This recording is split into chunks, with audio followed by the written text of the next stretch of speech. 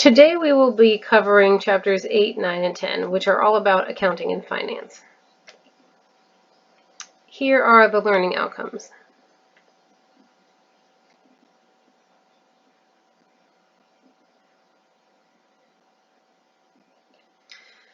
Accounting aims at providing users with relevant and timely information. It helps them make good economic decisions. For example, marketing managers use accounting to gain information on sales in different territories. Stockholders use accounting to learn about the financial performance of their companies. Employees use accounting to discuss pay and bonus issues. Creditors use accounting to assess borrowers' creditworthiness. Suppliers use accounting to confirm whether or not a company can pay them back. And government agencies like the IRS and the SEC use accounting for reporting services. So what do accountants do? Public accountants prepare tax reports, undertake external audits, and give advice to companies. Management accountants work within the company. They assist managers and they analyze and prepare reports and financial statements. Government accountants perform different accounting functions for the local, state, and federal government agencies. Accountants need expertise in complex subjects. That's why most of them take up certified courses. Financial accounting involves preparing financial statements that help stakeholders understand their firm's performance over the years and compare the firm's performance with that of its competitors.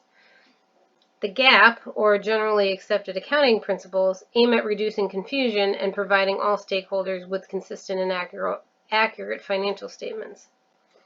In the United States, the ultimate legal authority to set and enforce accounting standards lies with the SEC, but the SEC has delegated this task to the Financial Accounting Standards Board, or the FASB.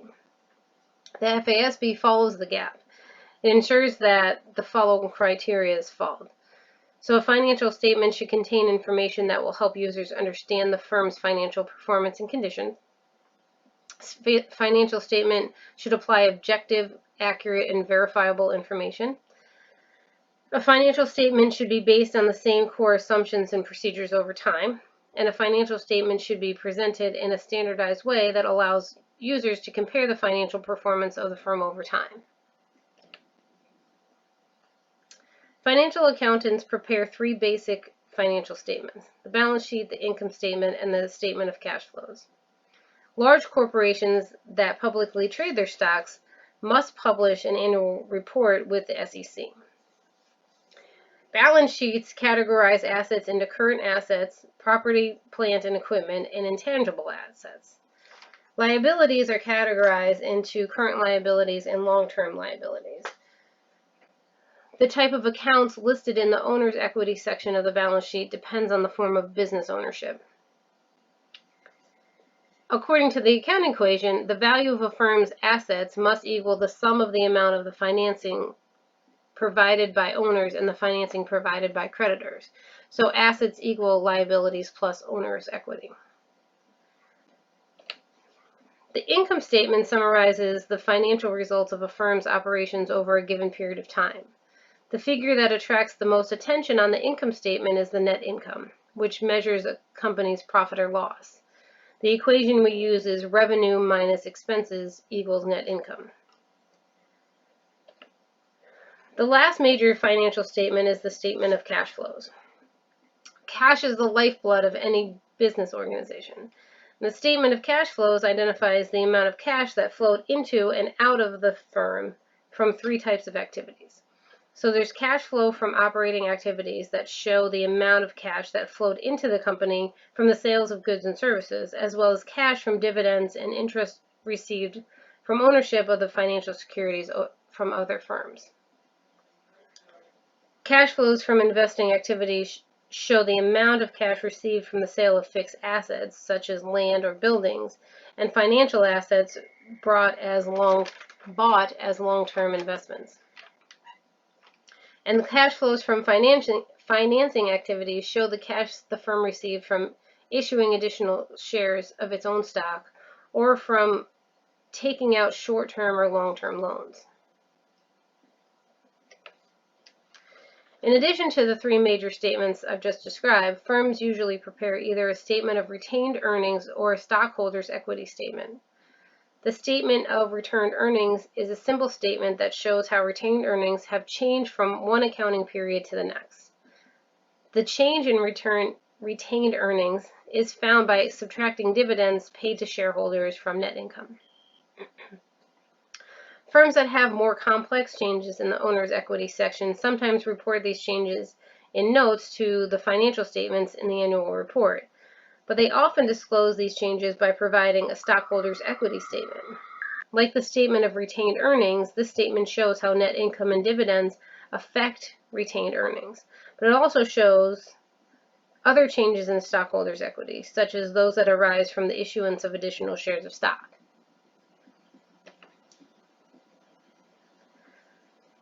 Financial statements explain the accounting methods of a firm used to recognize its revenues, value its inventories, and depreciate its fixed assets.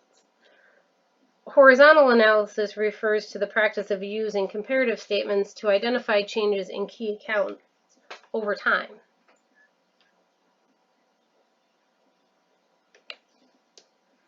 U.S. securities laws require publicly traded corporations in the United States to have an independent certified public accountant firm, which is an accounting firm that specializes in providing public accounting services, to perform an annual external audit of their financial statements. The purpose of an audit is to verify that a company's financial statements were properly prepared in accordance with generally accepted accounting practices and fairly present the financial condition of the firm.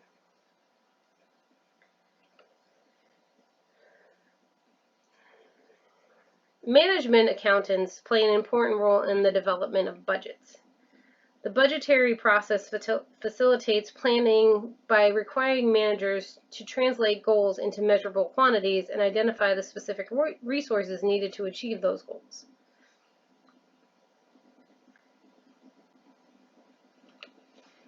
Think about your own personal life.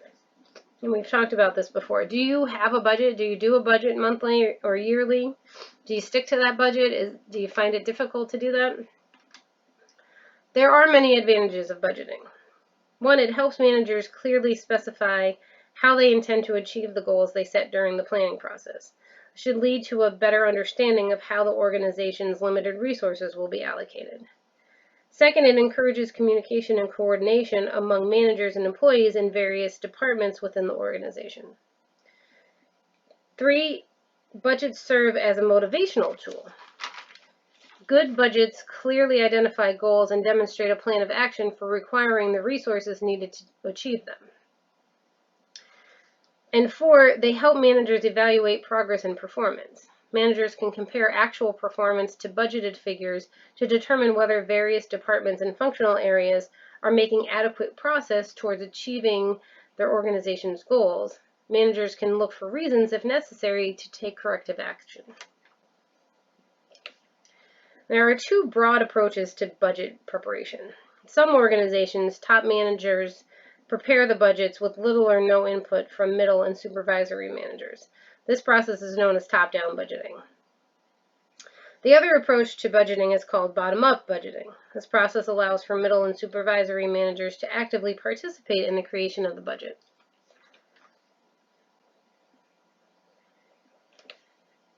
The budgeting process actually requires the preparation of several different types of budgets, but all of these individual budgets can be classified into 2 broad categories: operating budgets and financial budgets.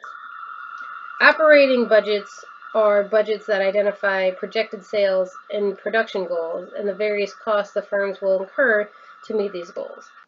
The first step in preparing the operating budget is to develop a sales budget.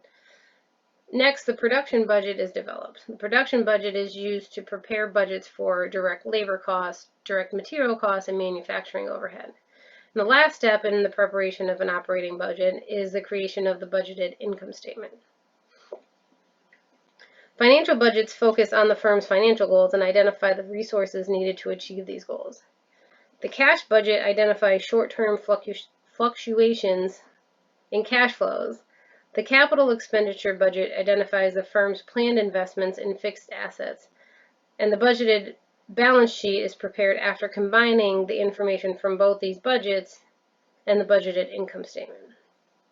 Then the master budget shows how all of the pieces fit together to form the complete picture. What we've been discussing so far results in static budget. And a static budget is based on a single assumed level of sales. So they're excellent tools for planning, but they have weaknesses when they're used to measure progress or evaluate performance or identify problem areas that need correcting. So to avoid those weaknesses, accountants use flexible budgets, which are developed over a range of possible sales levels, and they're designed to show the appropriate budgeted levels of cost for each different level of sale.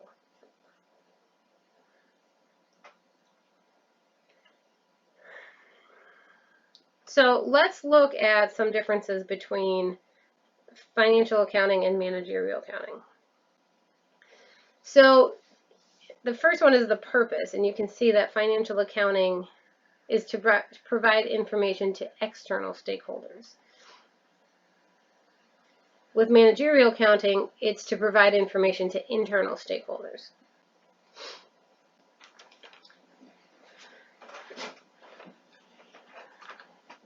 For financial accounting, they're looking almost exclusively at financial information, but managerial accounting, they're looking at both financial and non-financial information. Financial accounting, they're looking at their timing of reports on a predetermined schedule, so it's usually quarterly and annually. But with managerial accounting, the reports are created when somebody requests them. It's not on a predetermined schedule.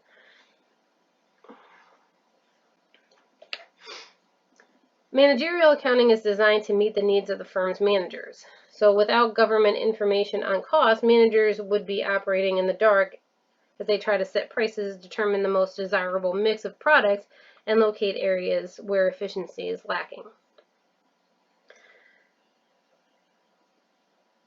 So accountants define cost as the value of what is given up in exchange for something else. So there's different types of costs that we can look at. There's out-of-pocket costs, which involves payment out of your pocket for a good or service. An implicit cost is something that's applied. It comes up when a firm uses owner-supplied resources. Fixed costs are costs that remain the same no matter the level of production. And then variable costs will change with the level of production. They change directly with it. A direct costs are those that can be directly traced to the production of a product. An indirect cost is quite the opposite. So if you think about, producing candy bars, an indirect cost would be the cost of depreciation on office equipment. In Chapter 8, we talked about accounting and how all of the numbers go together. But in Chapter 9, we're going to talk about financing and how companies come to acquire and use the funds to make sure that they maximize value. Here are the learning outcomes.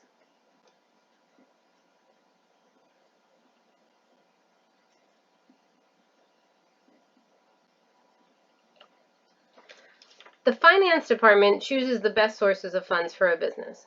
It also chooses the best method for utilizing the funds. The sources and users are chosen based on the goals set by the financial managers. Financial capital refers to the funds a firm uses to acquire its assets and finance its operations. Firms use some of their capital to meet short-term obligations like paying employees and repaying loans from the banks. Other funds are used to finance major long-term investments like buying real estate or major equipment. The emphasis that financial managers place on maximizing shareholder value may seem to conflict with the modern view that a socially responsible firm has an obligation to respect the needs of all stakeholders, not just its owners, but also employees, customers, creditors, suppliers, and even the society as a whole. One of the most important lessons in financial management is that there is a trade-off between risk and return. Financial managers want to earn an attractive rate of return for stakeholders, but they also must realize that the higher the expected return they seek, the more they expose their company to risk. One way financial managers evaluate a firm's current strengths and weaknesses is by computing ratios that compare values of key accounts listed on their firm's financial statements. Mainly, it's the balance sheet and the income statement. While the use of leverage can benefit a firm when times are good, a high degree of leverage is very risky. And there are different categories for financial ratio analysis. The categories are liquidity, asset management, leverage, and profitability. Liquidity ratios measure the ability of an organization to convert assets into the cash it needs to pay off liabilities that come due in the next year. Asset management ratios measure how effectively an organization uses its assets to generate net income. Leverage ratios measure the extent to which a firm uses financial leverage. Firms are in business to earn a profit, and profitability ratios provide measures of how successful they are at achieving this goal. Financial managers receive information from the budgeting process, which is essential for financial planning. The budgeted income statement and budgeted balance sheet are also called pro forma financial statements. The two statements help a firm evaluate the impact of its plans on its financial requirements. The cash budget is another important financial planning tool. Cash budgets normally cover a one-year period and show projected cash inflows and outflows for each month. Once financial managers have identified the amount of financial capital needed to carry out their firm's plans, the next step is to determine which sources of funds to tap. Trade credit is a type of short-term financing that firms use when they aren't required to make an immediate payment to the supplier on the delivery of goods. Suppliers usually include the terms of trade credits in their invoices. It could be net 30, net 60, depending on how many days the turnaround is for payment. Small firms in particular depend on this type of financing.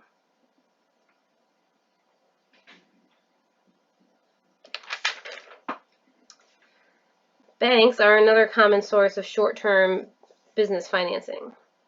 Lines of credit and revolving credit agreements are types of short-term bank loans. A revolving credit agreement is a guaranteed line of credit.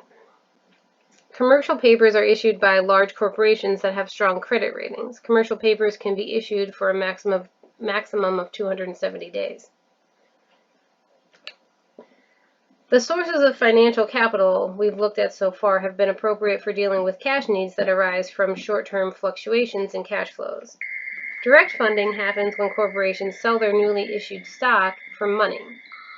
Retained earnings are the share of the firm's earnings used to finance the purchase of assets, pay off liabilities, and reinvest in the business. Firms usually raise long-term funds by borrowing money from banks and other lenders or by issuing bonds. Term loans ensure that a firm repays the principal and the interest by making small payments at regular intervals. Although lenders gain from covenants, borrowers find them restrictive. Corporate bonds are IOUs that corporations sometimes sell to their investors.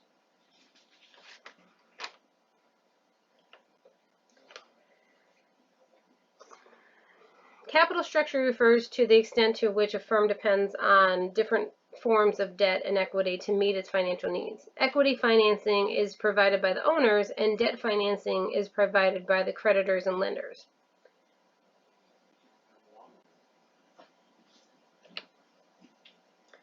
Debt financing offers some advantages to firms. The interest payments a firm makes on debt are a tax-deductible expense. Another advantage of debt is that it enables the firm to acquire additional funds without requiring existing stockholders to invest more of their own money or the sale of the stock to new investors. One obvious disadvantage of debt is the requirement to make fixed payments. This can create a real problem if a firm finds itself in an unexpected tight financial situation. Another disadvantage of debt financing is that creditors often impose covenants on borrowers. These covenants can hamper the firm's flexibility and might result in unintended problems. For corporations, equity financing comes from two major sources: retained earnings and money directly invested by stockholders who purchase new issued stock. Equity financing is more flexible and less risky than debt financing. Unlike debt, equity imposes no required payments, but equity financing doesn't yield the same tax benefits as debt financing. In addition, existing owners might not want a firm to issue more stock, since doing so might dilute their shares of ownership.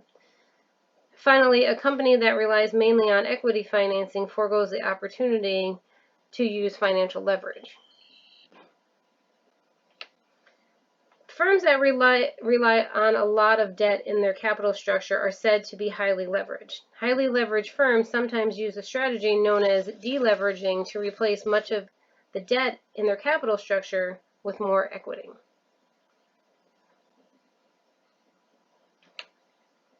In the wake of the financial crisis, the federal government enacted new legislation designed to reduce the likelihood of similar meltdowns in the future.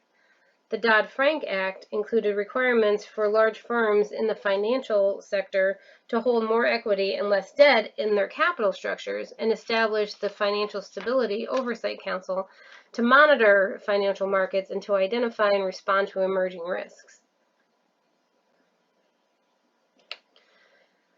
So now let's talk about how firms determine the amount and type of current assets to hold.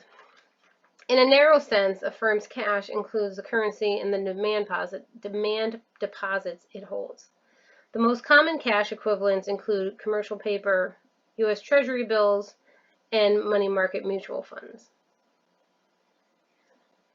The maturity period of most T-bills is 4, 13, or 26 weeks. There is a very active secondary market for T-bills, meaning that their owners can sell them to other investors before they mature. So T-bills are highly liquid. Accounts receivable represents what customers who buy on credit owe the firm. Allowing customers to buy now and pay later can increase sales significantly, but you risk customers not paying. And these credit sales can create cash flow problems because they delay the receipt of cash the firm might need to meet its financial obligations.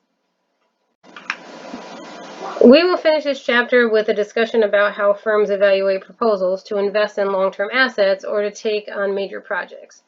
During capital budgeting, a firm evaluates proposals related to replacing old machinery and equipment with new ones, or buying additional plants, machinery, and equipment. Financial managers use cash flows to judge the benefits of long-term investment proposals. The time value of money is taken into account by financial managers when they need to compare different cash flows that take place at different times.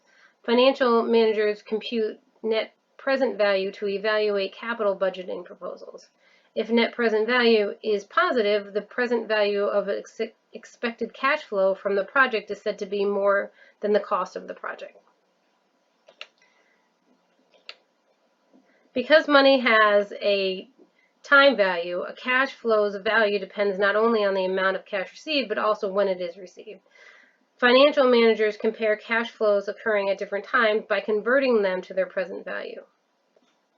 The most common method financial managers use to evaluate capital budgeting proposals is to compute their net present value. Financial managers would reject proposals with negative net present values.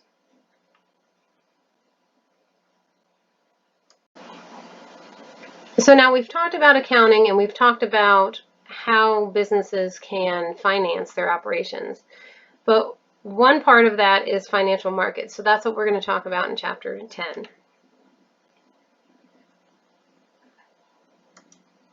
Here are the learning outcomes.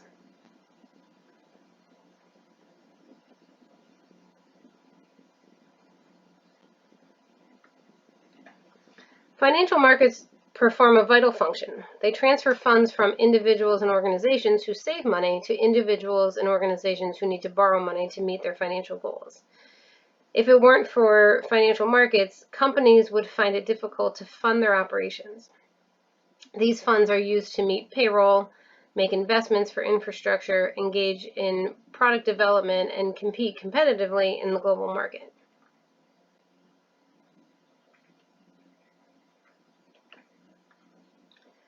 Depository institutions are financial intermediaries that obtain funds by accepting checking and savings deposits from individuals, business, and other institutions, and then lending those funds to the borrowers. Here are some examples of those. Most commonly, commercial banks or credit unions. Apart from banks and other such depository institutions, there are several financial intermediaries that play an important role in financial markets. They're referred to as non-depository institutions, and here are some examples.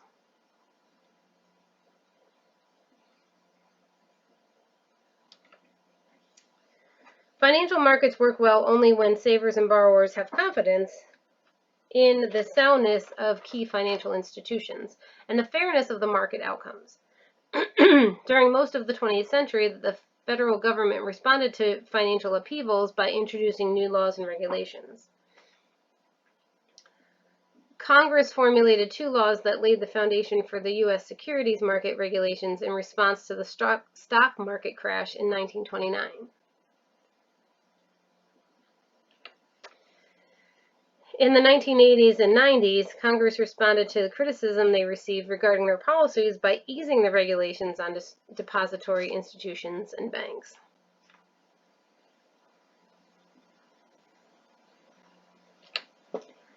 Financial security markets are critical to corporations that rely on them to attain much of their long-term financial capital. They also provide one of the most important venues that individuals can use to build their long-term wealth and earn significant financial returns. There are certain basic rights that common stockholders are entitled to as they are considered owners of the corporation. Some companies issue preferred stock. As the name suggests, preferred stocks provide preferential treatment to stockholders. Then there are a number of different types of bonds that someone can choose from. Some of the basic characteristics of these bonds include the maturity date, the par value, and the current yield. Convertible securities are issued by certain corporations. These are bonds or shares of preferred stock that investors can exchange for a given number of shares of the issuing corporation's common stock. Mutual funds are one of the best ways for individual investors to diversify investment portfolios across different sectors of the economy. Mutual funds can be structured in 2 different ways. There's closed-end funds and open-end mutual funds. A closed-end fund issues a fixed number of shares and invests the money received from selling these shares in a portfolio of assets. An open-end mutual fund doesn't have a fixed number of shares, nor are its shares traded like stocks. Instead, the fund issues additional shares when demand increases and redeems old shares when the investors want to cash in. An exchange-traded fund is similar to a mutual fund in some ways, but differs in how it is created and how its shares are initially distributed. As owners of corporations, common stockholders have certain basic rights. Under the most common arrangements, stockholders can cast 1 vote for each share of stock they own. All common stockholders have the right to receive a dividend if their corporation's board of directors declares so. Capital gains can create a very attractive financial returns for stockholders. In several states, a preemptive right is only available if it is specifically identified in the corporation's character. And a residual claim comes after all other claims have been satisfied. There are 2 distinct types of security markets, the primary securities market and the secondary securities market. Corporations that newly issue securities to increase financial capital are referred to as primary securities. There are 2 methods of issuing securities in the primary market. Public offering, where securities are sold to anyone in the investing public who is willing and financially able to buy them. And private placement, where securities are sold to one or more private investors under terms negotiated between issuing firm and the private investors. When compared to public offerings, private offerings are simpler, quicker, and less expensive. The firms that issue stocks and bonds don't receive any additional funds when their securities are traded in the secondary market, but few investors would want to buy securities issued in the primary markets without the liquidity and possibility of earning capital gains provided by the opportunity to sell these securities in the secondary market. There are different methods for selling securities in the secondary market, as shown here.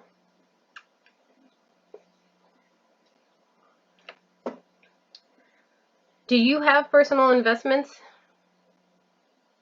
If so, do you know the risks, the potential risks and rewards for your investments?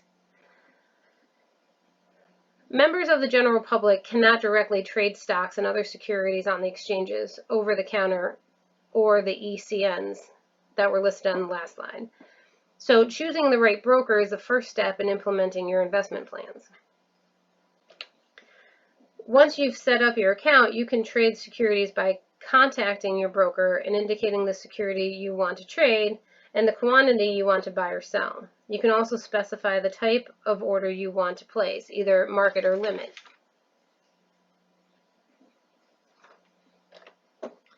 There are several strategies you can use to guide your investment decision making. None are foolproof or guaranteed to make you a millionaire, so you kind of have to do what's best for you. You can invest for income, which you would focus on buying bonds and preferred stocks to generate a steady, predictable flow of income.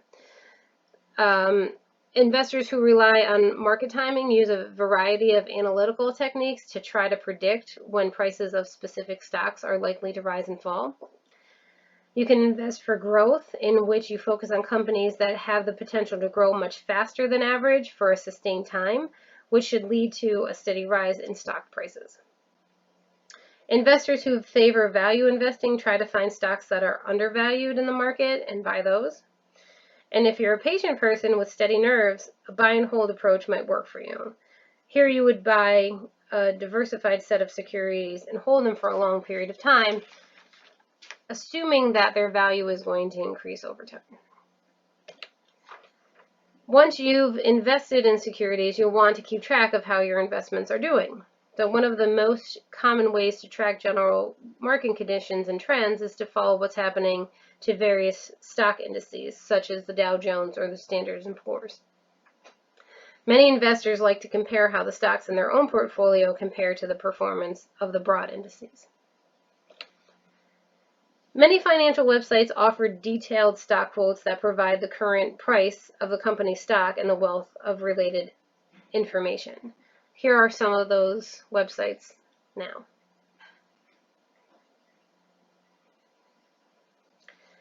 So that is all for chapters 8, 9, and 10. As always, if you have any questions, please feel free to reach out to me. I'm here to help, and have a great week.